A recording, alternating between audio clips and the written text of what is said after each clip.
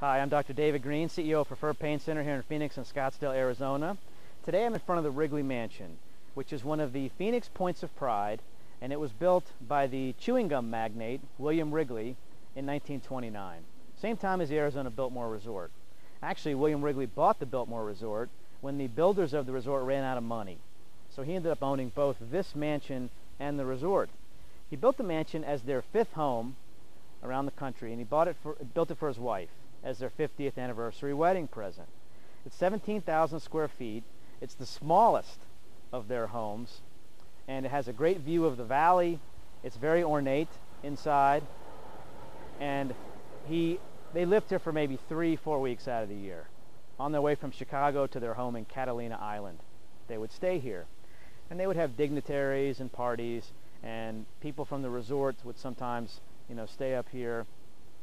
Anyway, William Wrigley passed away a few years later, and his wife kept the home for years, and then it fell into the hands of trusts and banks, and in 1992, Gordy Hormel of the Hormel meatpacking fortune bought it, renovated the whole thing, and today it's back to its former glory, and it's a club. For $10 a year, people can buy into the club, and they can go to brunch, lunch, dinner, social functions, Halloween parties. It's really spectacular, especially in the evening with all the city lights around. The topic for today is how can I avoid neck surgery? Tens of thousands of people in this country each year undergo neck surgery, and once in a while a neck surgery is done that really doesn't have to be probably done. So the question is, how do you know if you can avoid it? Well, the way I like to discuss this is in 3 buckets. And the 3 buckets are: 1, total quality of life decision. You have a diagnosis that doesn't have a true indication for surgery. It's not a must-have, and it's a total elective decision.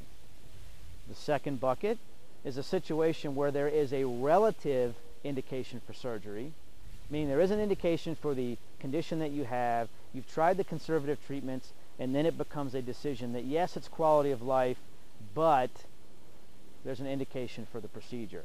And I'll give you an example in a moment. The third, we're actually not really going to discuss today. It's a have-to-have surgery moment.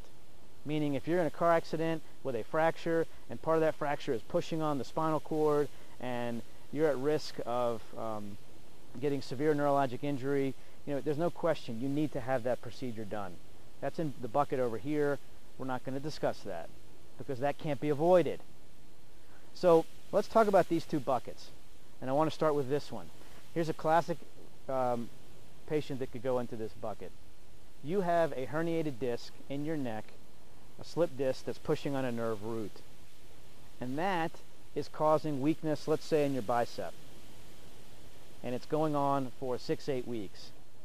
Okay, that's an indication for surgery. Because the longer that goes on, and then even if you have a perfect surgery, let's say it's 6 months of that, it may never get better. So neurologic weakness and deficit is an indication for surgery. It's not in this bucket over here. It doesn't have to be done. You're not going to die because of it or end up in most likely a wheelchair. Okay? We're just talking about the indication is there, and that's called a relative indication for surgery.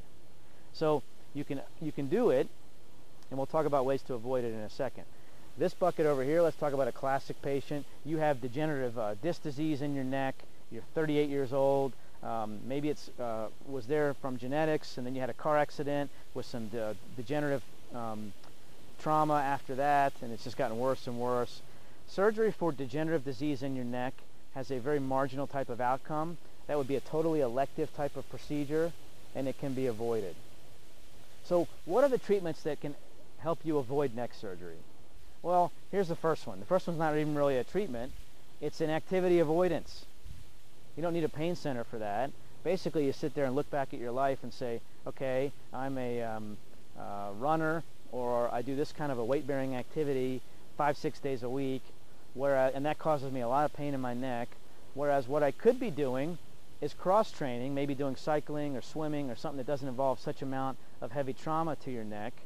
You could be avoiding pain that way. Moving into the basic first-line types of treatments, you have glucosamine and chondroitin sulfate, which are available at health food stores or Walmart. You have non-steroidal anti-inflammatories, or Tylenol with acetaminophen. Those types of medications can be taken infrequently, always according to the manufacturer's recommendations.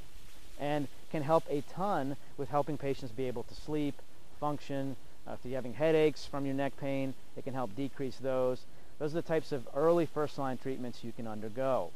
Then, what's next? Well, at Preferred Pain Center, for instance, we have a lot of patients who undergo physiotherapy, rehab exercises, spinal manipulations, interferential, which is like the electrical stimulation on your neck, and patients get a ton of pain relief out of that. Their pain scale scores can go from a 9 down to a 5 within a couple of treatments.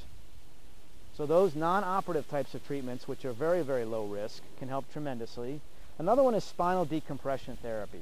It's an intermittent traction type of treatment at the office. It's FDA cleared in '96. Very effective, low risk, revolutionary, safe, gentle, very good for patients who have of the neck spinal stenosis, degenerative arthritis, herniated discs, and so on and so forth. And all this information is on our website, by the way. Moving on from there, or in conjunction with that, one of the additional treatments that can help a lot is interventional treatments from a pain doctor, such as if you have a herniated disc that's causing pain down your arm, an epidural injection or a series of epidural injections can give you months, weeks to months of pain relief. And as the pain relief is there with the anti-inflammatory medication and the steroid, you can also end up seeing where the piece of disc that's pushing on the nerve root, that may disintegrate. So the pain may end up going away. You may be able to avoid surgery altogether. So that one may be one way to help avoid surgery. Another one is if you have degenerative arthritis in one level of your neck, and that's post-trauma from whiplash, and you have a little bit of movement there, and anyway, you're considering having that one level fused. Well, undergoing a radio frequency ablation from a pain doctor may negate that pain for a year and a half. Let me repeat that. You may get an outpatient treatment from a pain doctor, such as we have at Preferred Pain Center, and knock out your pain for a year and a half. What other non-operative treatments can say that? Epidural injection, 3 weeks to 3 to 6 months. Radiofrequency ablation, 6 to 18 months. Can be very impressive, very impressive.